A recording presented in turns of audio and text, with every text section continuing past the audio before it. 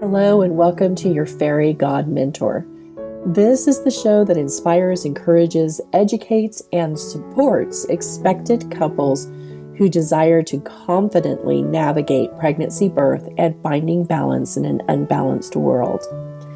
I am Angie Taylor, the mother of 9 with 2 degrees in natural health. I'm also a birth insider, knowing the ins and outs of the birth industry and all of the good, the bad, and the ugly. I've worked with expectant couples since 2003 in a variety of roles, including birth educator, birth doula, home birth midwife, breastfeeding support, and life coaching. Sit back and enjoy hearing about all the things you never knew you never knew.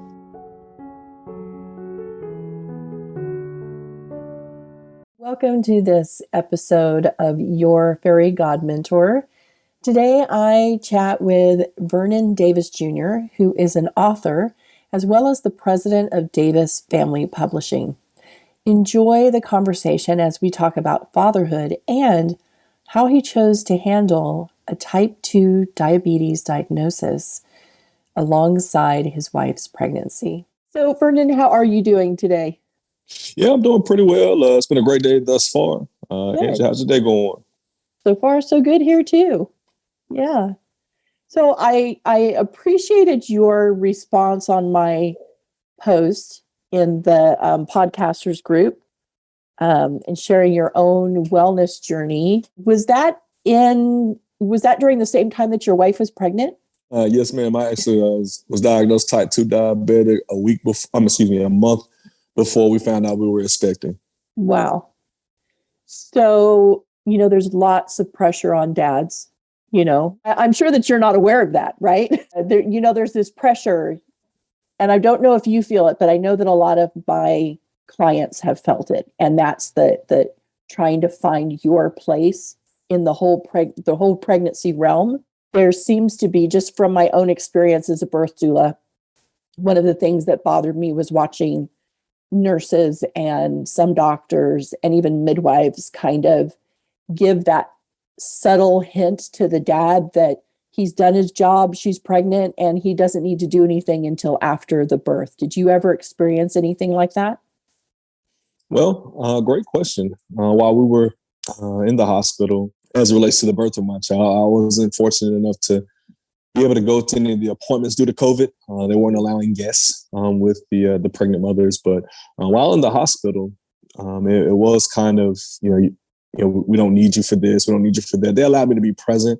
But when nurses would come in and ask questions, doctors would come in and provide information, they would direct it all towards my wife, who, at times was, out of it, not really cognitive or exhausted. And, I had to assert myself and let them know, like, hey, I'm here, here's my wedding band. We are one, and I'm in this with her. You can speak to me, just kind of, reminding them constantly that I'm here for a reason. I'm not here for show. So it was frustrating at times. And I think it wasn't until after we made it home and emotions settled down, I realized that it's kind of just the norm, for various reasons. Thankfully, I don't fall into any of the categories where the reason is valid to be ignored or considered not a help. But, for various reasons, it's kind of the norm. And that's one of the things that has always bothered me, is that it's the norm, and I don't think that it should be. So, when COVID started and I was privy to the conversations that midwives were having about their clients, I was frustrated that the expectant couples were not included in those conversations, Oh, wow. And it bothers me. It bothers me that labor and delivery departments and doctors, especially with COVID going on, were making all of these decisions without you guys being able to participate in that conversation. So it's frustrating to hear that you weren't able to be at the prenatal visits because of a virus. And, it's understandable. None of us knew at the beginning what this virus was or how it was going to impact humans and the population as a whole. But I think because we've become so distanced from what birth really is and what birth is designed to do and how it is supposed to impact the relationship of the parents as well as that child. that it's just become just this, it's just this non-event thing that's actually the most major event in a human being's life, becoming a parent. And we just make it no big deal. And it is a big deal. It's a huge deal, especially the first time, especially for the dad who, it is your role to protect her. A lot of people are trying to tell dads, "Oh, it's not your job to be her knight in shining armor," but you actually are. It's in your DNA. And we have to acknowledge that. That is part of your DNA. It's part of who you are. And expecting you to ignore that and, act like it's no big deal, that's not okay with me. I just wanted you to know that. It's part of where my heart is as a midwife. One of the things I vowed to myself was that dads were going to get their place back in her birth space.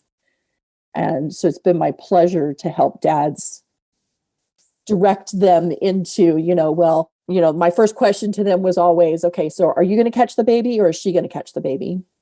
And making it very clear that I was okay with not catching the baby because the baby really needs to feel mom and dad first. But I'm glad to hear that you did assert yourself. You did make it clear that we're a team here. And so I'm very hopeful that you guys are planning another birth, that having another one is in the cards, and just want you to know that there is someone on your team who's willing to say, hey, it is okay for you to say, no. That's my place. And that's where I'm going to be. I just think that transition from woman to mother is challenging. And we haven't acknowledged enough that transition of man to father is hard too. It's just a different, there's things that change in a dad the moment he touches his first child. And it's the same with each child. I just want you to know that you're going to have that feeling with each child, and just that awe and that inspiration and that desire that you found in yourself to get busy on making your health better so that you could be that dad and be there for that little one and for your wife. So I want to acknowledge you for that. Yes, I am tearing up because, like I said, it's very near and dear to my heart that men know that you have a right to be in her sacred birth space. She needs you more than she needs the doctors and the nurses and midwives. Yes, ma'am.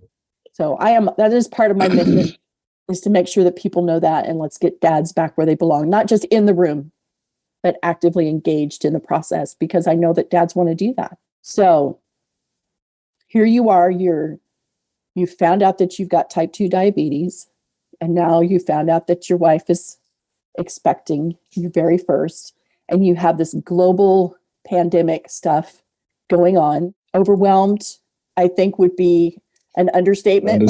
Definitely. Yeah.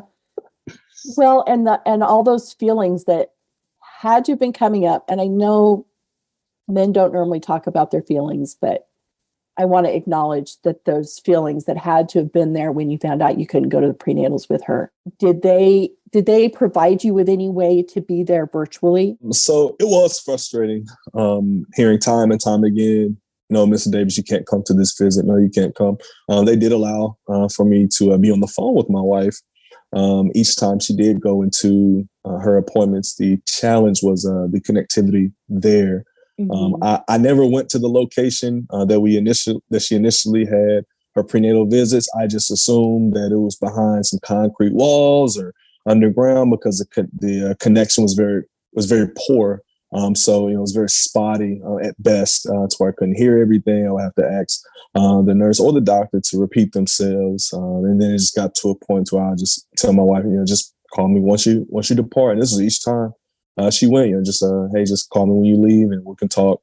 You can share with me, as you're driving home. I'm hoping that it's one of the things that doctors' offices have learned, is that if you're going to deny someone access to their loved one during a medical event or anything for any reason, you need to make sure that they do have access. I mean, we've got the technology, so we need to make sure that the bandwidth is there to support those people, because, for a woman, like I said before, the most important person during that time is her lover, and she needs him there. You provide a level of strength to her that she I don't know if she is fully aware that that's what helps her to feel like she can keep going. Because I know with my husband, I just needed him in the room. But I know other women that he needs to be touching her. He needs to be participating in, all of the different comfort measures, massaging the feet, massaging the hands, helping her to relax between contractions and all of that. And even if she is choosing to have medication, to have an epidural, she still needs to know that he's there, to have those conversations to help her pass the time. So I'm glad that you had, the opportunity to at least attempt to be there. I want to talk a little bit more about the changes that you made along the pregnancy journey with your wife to improve your health and help make things better for you so that you felt like you were going to be around for a while longer. Yes, ma'am. Well, initially, when I was diagnosed with type 2 diabetes, I'd already been feeling a number of symptoms: excessive urination, dizziness, blurred vision, tingling throughout my fingers and my toes and in my left leg, restlessness. Could never quench my thirst. I was always thirsty, dry mouth. But I tried to ignore it and tell myself there was nothing wrong with me. Went to the doctor. They casually expressed like, "Hey, you're type 2 diabetic. Here, take this certain medication. Change up some of the things that you eat. Here's a diet plan of the different things you should and should not eat." And they sent me on my way. And initially I was shocked. I was disappointed. I was frustrated with myself, especially as I learned that type 2 diabetes for most people is self-inflicted due to just different things that we allow to our bodies to have, thinking that we're pulling energy, fuel, if you will, from these certain foods and drinks when it actually does more harm than good long term. And so after I started doing a lot of research, I had a few phone calls with my accountability partners. One being an herbalist, a great friend of mine, other one being a personal trainer, also a great friend of mine. Started doing research on food and learning more of how a lot of foods that I was consuming was actually damaging my body and my organs, put me in the position that I was in. And so, regardless of what the doctor that diagnosed me, regardless of what they said I could eat, doing my own research, I realized there was a lot of foods that I could not eat consistently. Being very honest and transparent.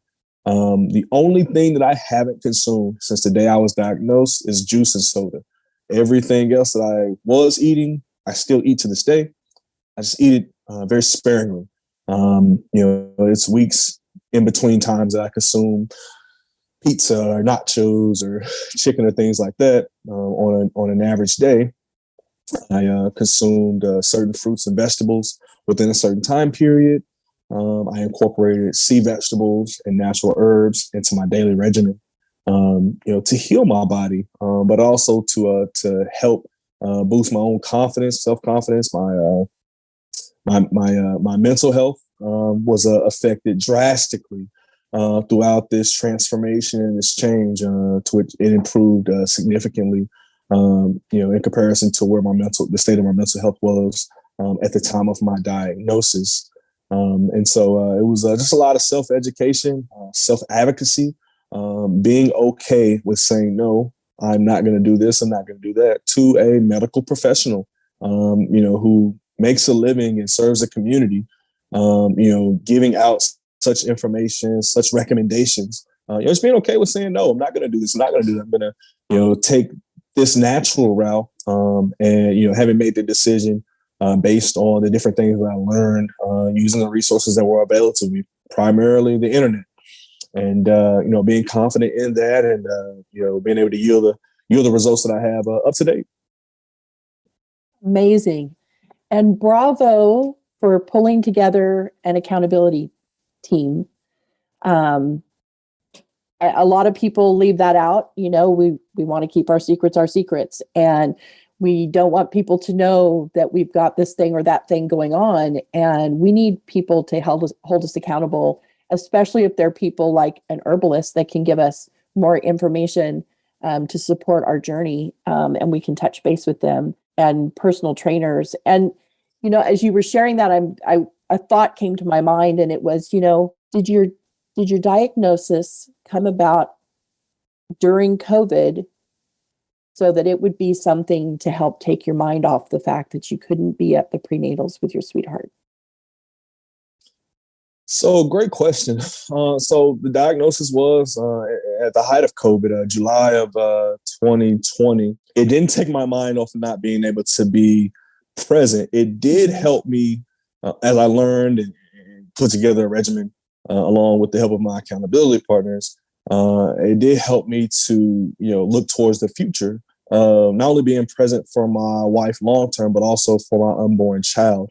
And so those two were some of my greatest motivators, some of my greatest motivation to get myself well, do whatever I needed to do, take whatever measures I needed to take to ensure that I could be present, for my child's first birthday, for their fifth birthday, for their 10th birthday, graduating from high school. Should they choose to go post-secondary education, being graduating from that, marriage, and the birth of their first child, which would be my grandchild, to ensure that I put myself in the best position to be present for all of that. I kept that in the back of my mind as I made decisions and got up every morning at 4:30, 5 o'clock to work out for 30 minutes on my patio, and then go for a 15-minute jog around our neighborhood afterwards. I kept that in the back of my mind when I went to our grocery store and walked past the middle aisles and only shopped on the outside aisles that carried the natural foods, the fruits and the vegetables. Even passing by the soda and juice aisle, I would get urges and cravings, but fighting to ignore those and only going for spring water is what I've only consumed for the last year and 3 months now. It wasn't until 3 months after my diagnosis that I learned more about water, and the water I was consuming was actually not beneficial for my body. And so, I realized through research that water filtered through reverse osmosis is actually acidic, not beneficial for the organs of the body. And so some of our popular water brands that are bottled, I had to forego, and I was able to find myself a spring water that did not go through any filtration process, very inexpensive. Can find it at many local markets, and consume that to help in the long-term journey of healing my body and keeping myself hydrated. End up being great for my organs, most notably my kidneys, to which I was diagnosed with stage 1 kidney disease. The same time I was diagnosed with type 2 diabetes, but I don't have that anymore. My doctors have no fear for the functionality of my kidneys, no stage 1 kidney disease anymore. I do attribute that to being sufficiently hydrated, drinking spring water. But yeah, so, just keeping in the back of my mind, long term, want to be present for my wife. Long term, want to be present for my child, and Lord willing, in about 2 years, when we start planning for our next child, I'll be present for that child as well. Amazing. And I'm so glad you talked about the water, because I know, you are probably like me. You're driving down the road and you hear these water companies talk about how wonderful their reverse osmosis process is, and you need to get that filtration system in your home because it's the best water ever. And it's not. It pulls everything out of it. Yep. Most people don't realize that water in its natural form contains minerals that are required by the body for health. Yep. And so everybody thinks that, well, water is just water. It doesn't have anything in it. So if they're telling me that their water has nothing in it, then that's good. But they don't understand that that actually means that the water is dead. It is not life-giving. And what it's basically doing is flushing more minerals out of the body. And that's what makes us sick. I had that conversation with my husband a few months ago. He sadly didn't believe me. So I add minerals to my water for that very reason. Yes, ma'am. Because I could feel the effects. I'm like, I already knew that I was magnesium deficient, and I could start feeling other effects. And I was just like, when we moved from Kansas to Oklahoma, and our drinking water is not fit for human consumption. I mean, they tell us it's okay for us to drink, but it does not taste good. And so you decide, well, I'm not going to drink that. Instead, I'm going to have juice or pop or something like that. And it's just like, that's not the best alternative. Yeah. And then you look at your options. Okay, I can fill a five-gallon jug of water with reverse osmosis at our local grocery store and pay 39 cents a gallon, or I can go into the water aisle and I can purchase spring water by the gallon. And I look at the number of people. I have 9 people in my house right now. You start doing the math, and it's like, okay, well, if I want to make sure that everybody gets the amount of water that they need every single day, I need my own shelves for all those gallon jugs of water, right? But I am still going to buy some spring water and see if that helps. But I also know I have a thyroid issue, which also keeps you from holding water in your cells properly. So I'm with you there. We got to take care of ourselves, and the more naturally that we do it, the better. Rather than thinking we can just pop a pill and make things all better, And I love your message too, that you're still eating the things that you love. You're just not eating them every day. You're having them, on occasion. So moderation really is key. It really is. Yes. Oh man, I love that. So I don't know if you were aware, one of the things that I've learned, I have 2 degrees in natural health. And one of the things I learned in getting those is that the liver is the only organ that can process fructose. All other sugars, it delegates out and would send a signal to the pancreas to produce insulin in order for the body to be able to metabolize that sugar. And so with fructose, because the liver is the only one that can process it, something that I learned just a couple of weeks ago is that that's because fructose, this was news to me, I don't know if you already know this, fructose does not require insulin in order to be processed. And that just kind of blew my mind. I was like, really? I heard that from a thyroid expert.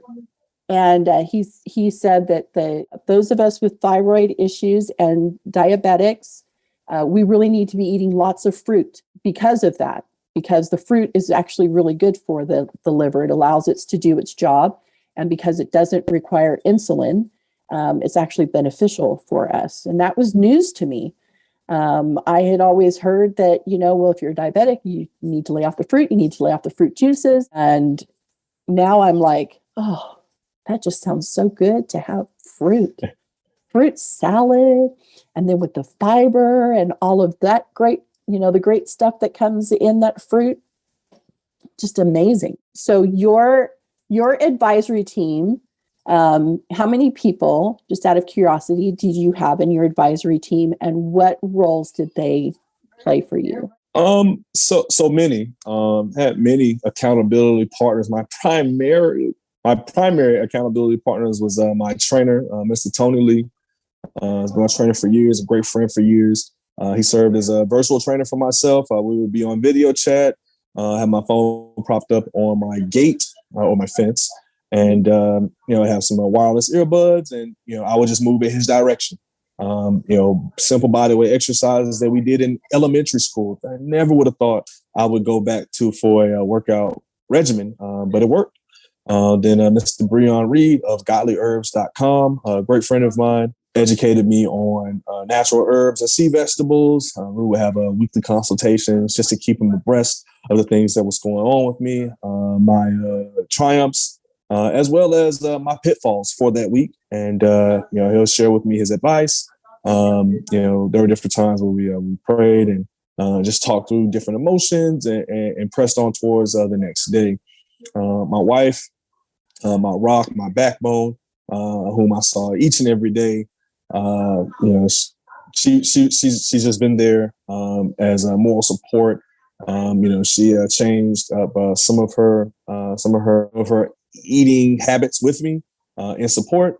There were times where she'll sit by our sliding patio door, watch me work out. She was just always there. Shoulder to lean on when I had emotional lows, mental weakness. She was a shoulder to lean on. Use a shirt to wipe my tears. And, she would share great comforting words with me to help me push through. For my son was there, my unborn child. great motivation for me. Both my mom and my dad, whom I talked to consistently, kept me motivated, kept them abreast of what was going on for me on a weekly basis, as well as my in-laws, my wife's parents as well. And then I had a host of friends and other relatives that I talked to a little less frequently, but they were just as huge of supporters for me. Love it. I love it. Like I said, I think that's one of the areas that most of us forget about is having somebody to be accountable to. It's really, really important to have that person that you can, on your worst day, you can tell them exactly how you're feeling, and they're going to support you through that. Because a lot of people don't understand the emotional impact of making the changes that you're making. The thoughts that you have that go through your brain, especially as you discover that I did this to myself. And it wasn't intentional, you know, but it's still kind of shocking when you realize I actually did this to myself. It is my fault. It's nobody else's fault. It's not the food manufacturer's fault. It's not the fast food restaurant's fault. And so then you have to deal with that, with all of those negative talk that you do to yourself and the emotions and that mindset shift. So did you have someone in addition to the herbalist, I'm sorry, I can't remember his name, who helped you with the mindset stuff? Outside of my herbalist and my trainer, no, I can't say, not off the top of my head, no, ma'am. It was more of a decision I had to make for myself initially, that, I have to push through and do what I need to do to heal myself because I did this to myself. And I document in great detail more on my mentality and my thought process, especially my conversations with the man in the mirror who was against me. That was my biggest adversary is, getting the man in the mirror to bow down and do, and accept what I said we are going to do.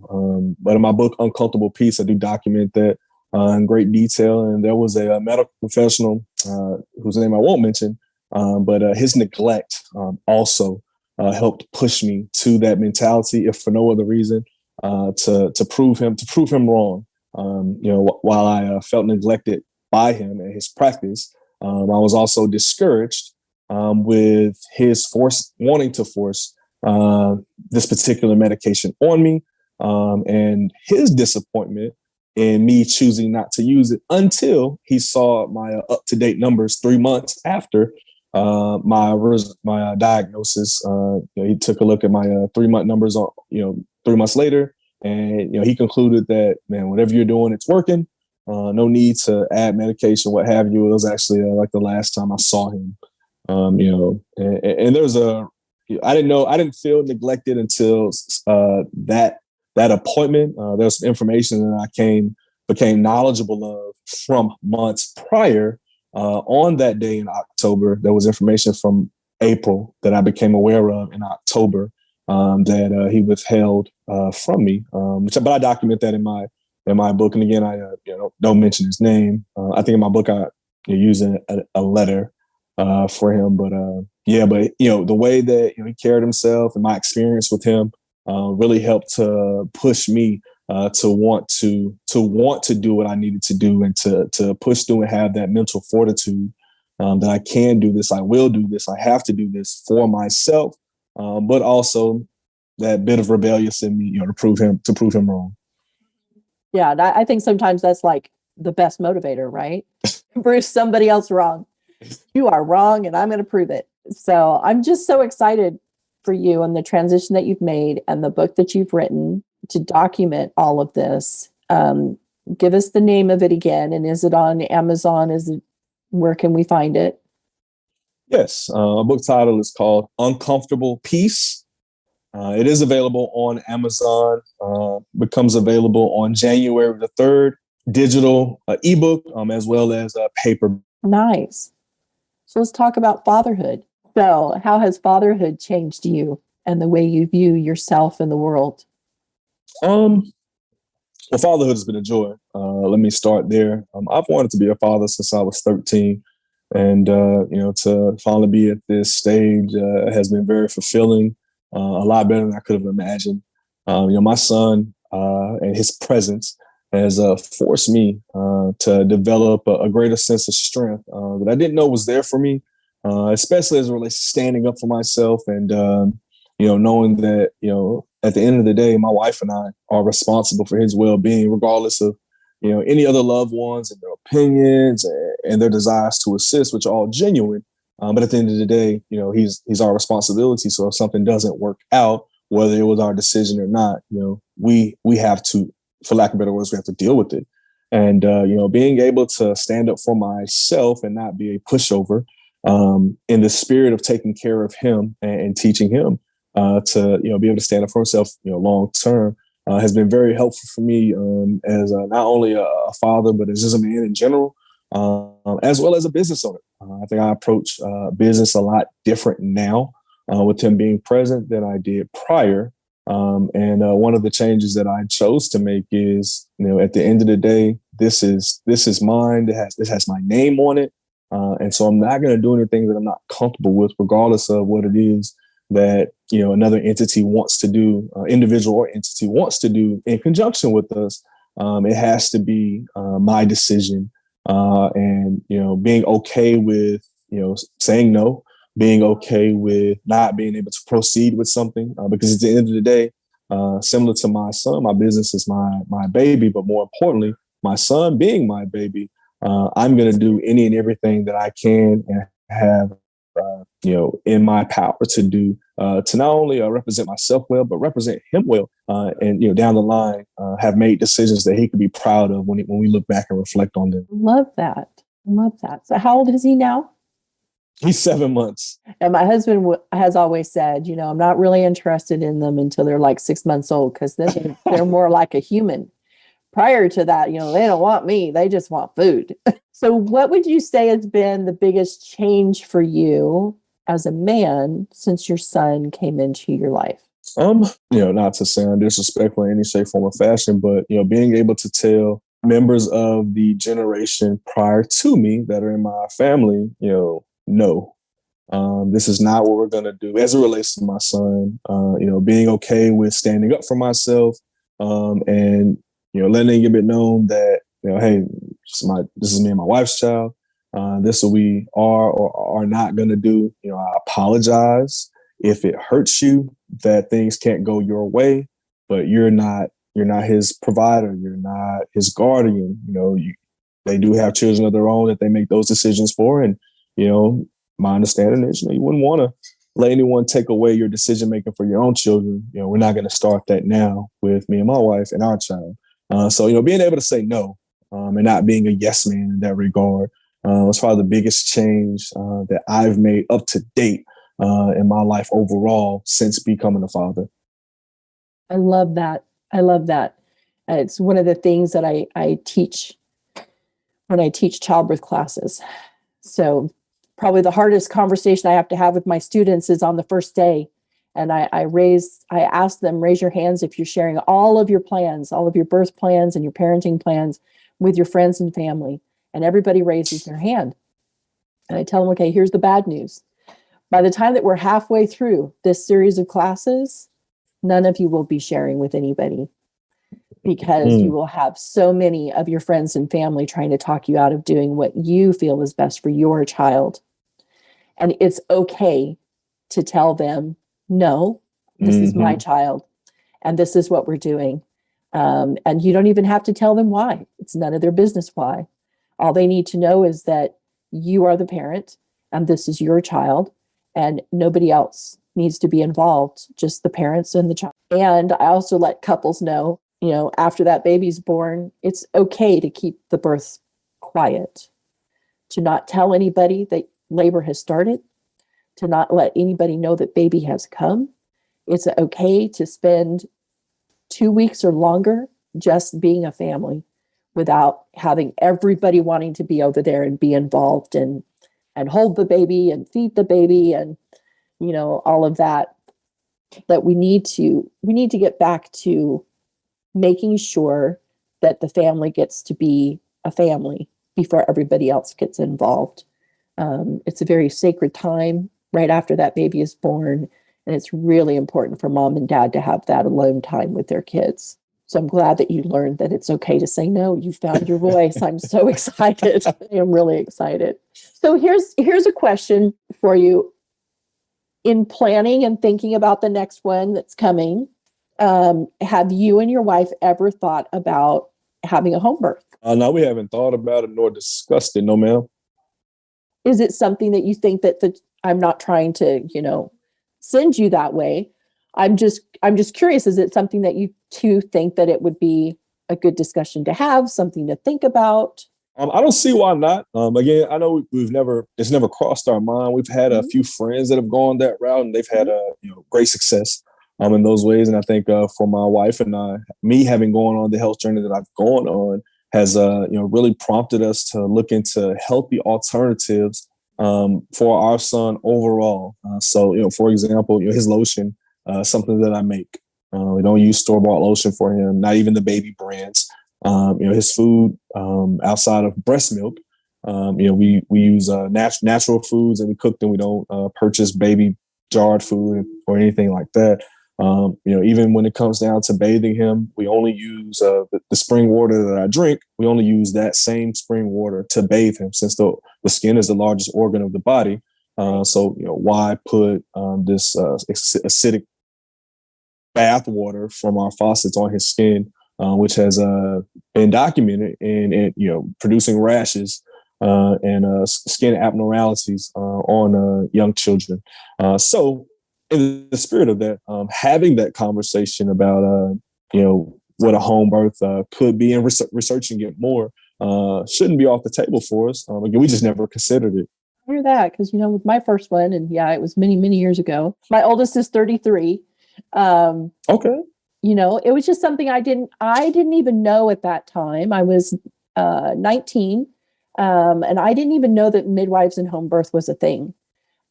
So to think that I went from that to being a home birth midwife and teaching about natural birth and all of the alternatives and what they mean and the risks and the benefits and how to make those choices for yourself is just sometimes amazing to me, the journey that I've taken to get to where I am. So I do invite you and your wife, if you have questions and you'd like to chat with me, I'm happy to schedule a time to help answer those questions. I believe that each couple is unique and has a unique situation, and we all need to ask all of those questions to somebody that's not trying to push you in one direction or another, but someone who's just there to say, those are valid questions. Let's find out the answers and see which way is a good fit for you. But I do invite that conversation. I have enjoyed having this conversation with you, Vernon. Is there anything else that you'd like to share, or is there a question that I didn't ask that you would like to answer because it's a question that you wish people would ask you? Come to think of it, yes. It isn't expensive to get healthy and to eat healthy. And the answer is no, it's not expensive.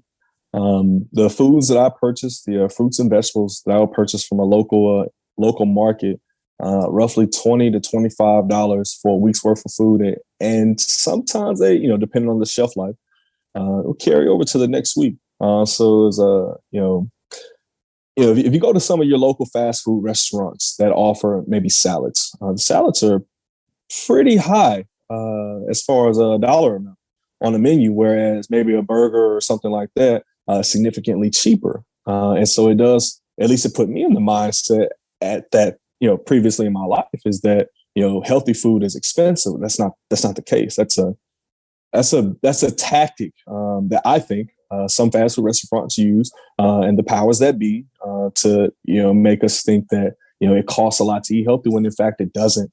It's actually very inexpensive.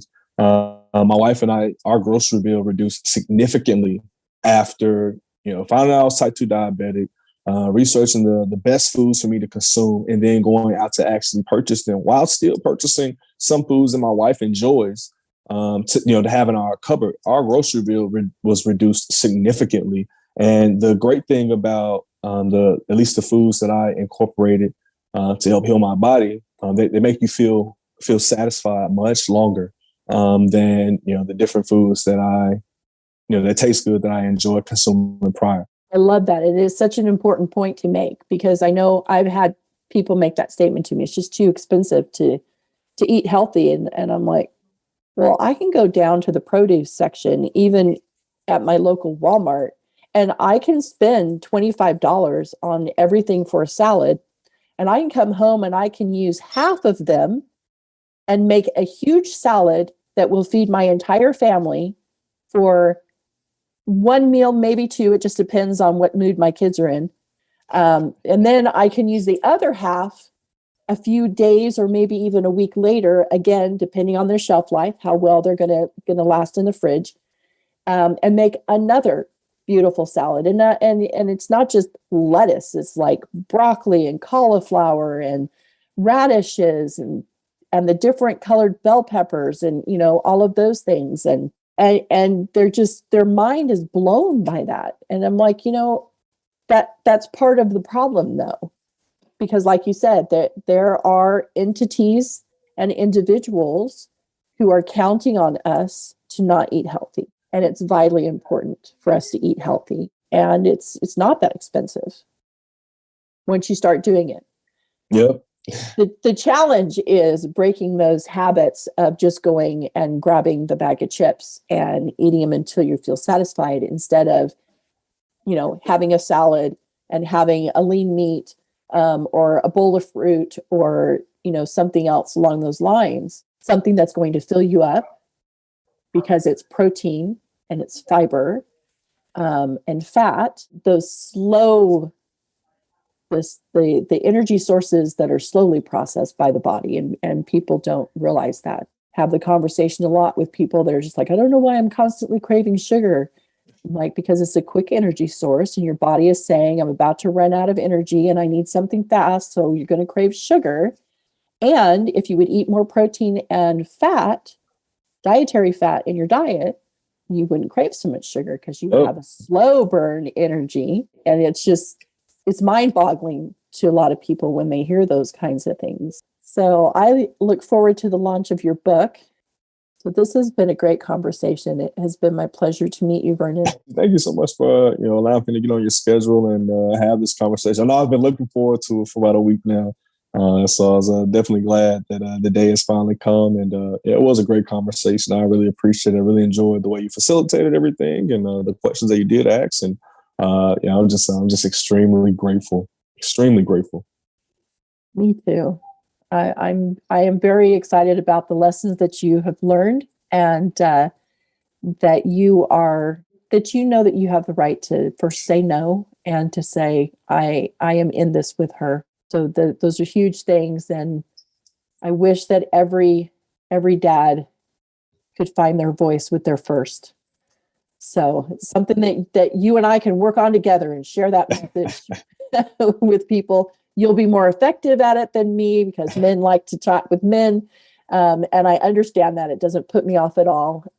There's been many a times when I've said to my husband, okay, I need you to help teach this class, because I've got this dad and he needs to hear it from another dad. And he's been more than happy to help with that conversation. So proud of you, and wish you and your family the best of luck.